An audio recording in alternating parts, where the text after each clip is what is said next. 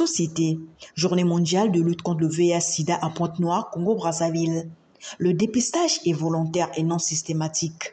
Ce samedi 3 décembre 2022, le groupe de réflexion contre les violences basées sur le genre a organisé une conférence débat sur la sensibilisation de la loi 31/2011 du 3 juin 2011 portant lutte contre le VIH/SIDA.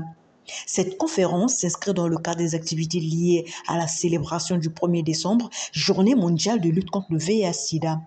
Célébrée en différé, la journée qui porte sur le sida a connu un écho favorable à en croire les différents exposants et les différents intervenants.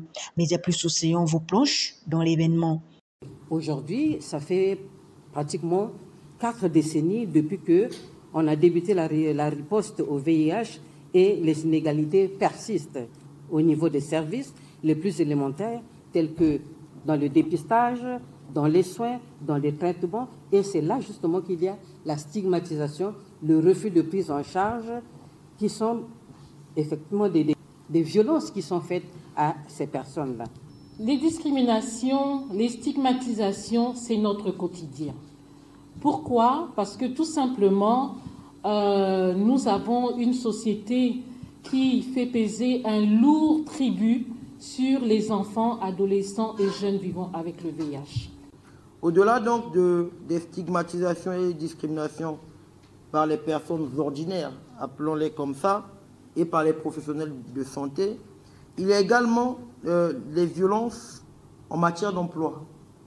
Il faut considérer que les règles internationales prescrites par l'Organisation internationale du travail ne sont pas des parties de la lutte contre le VIH/SIDA en ce qu'elles protègent ces personnes en matière d'emploi. Le Congo, qui a ratifié ces conventions, a donc une obligation normative de protection des personnes vivant avec le VIH/SIDA dans le contexte spécifique d'emploi. C'est donc à juste titre que les articles 30 à 34 de la loi du 3 juin 2011 prescrivent des mesures spécifiques pour les employés vivant avec le VIH/SIDA. Ainsi, est interdite toute discrimination d'un candidat à une embauche sur la base du statut sérologique relatif au VIH. Madame a parlé de la femme qui subit plus de violence par rapport aux hommes. Alors ma question est celle-ci. Vous parlez de cette femme qui est instruite ou bien la femme qui ignore tout? Parce que ce n'est pas tout le monde qui a une connaissance de ça. Au Congo, nous avons une particularité. C'est celle de voter les lois, les ratifier, sans pour autant effectivement se donner les moyens de pouvoir les mettre en pratique. La question que j'aimerais poser est la suivante.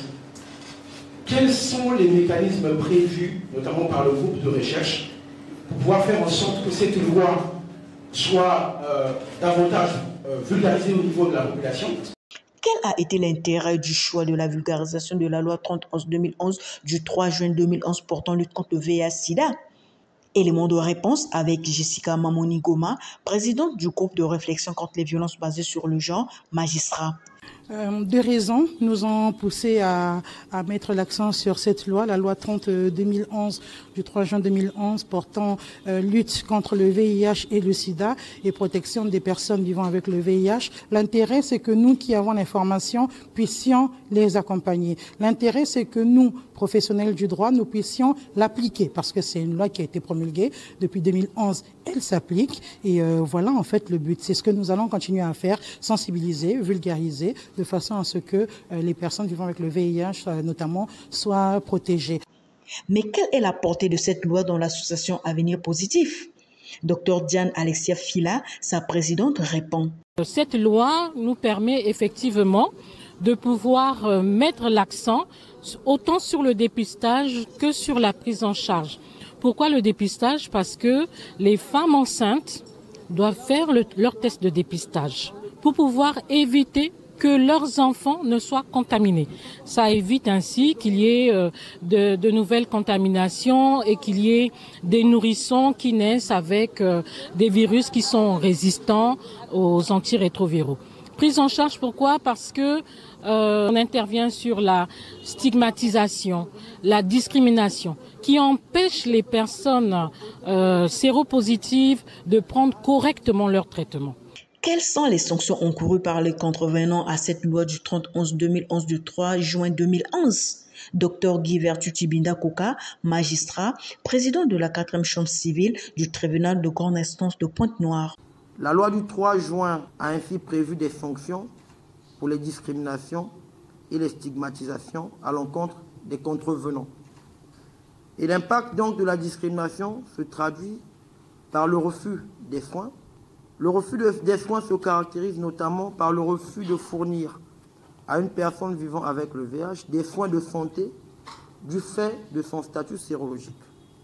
Ce comportement est donc puni au regard de l'article 27 d'une peine d'emprisonnement d'allant d'1 mois à 3 mois et d'une amende de 100 000 à 300 000 francs CFA. Il en est de même pour l'opposition de tout traitement médical au profit des personnes avec le VIH-Sida, qui est puni d'une peine d'1 an à 3 ans et d'une amende comprise entre 300 000 et 600 000. Voici l'appel de Jessica Mamoni Goma. Mais il y a une loi qui existe, une loi qui protège spécifiquement les personnes vivant avec le VIH. Si vous êtes ou avez été victime de discrimination de quelque forme que ce soit, par la famille, par l'employeur, par les collègues, si vous avez été victime de stigmatisation de quelque façon que ce soit, n'hésitez pas à venir vers les tribunaux et les professionnels du droit seront là pour vous accompagner, pour vous guider, pour mener les procédures au bout, pour que vous soyez pleinement protégés.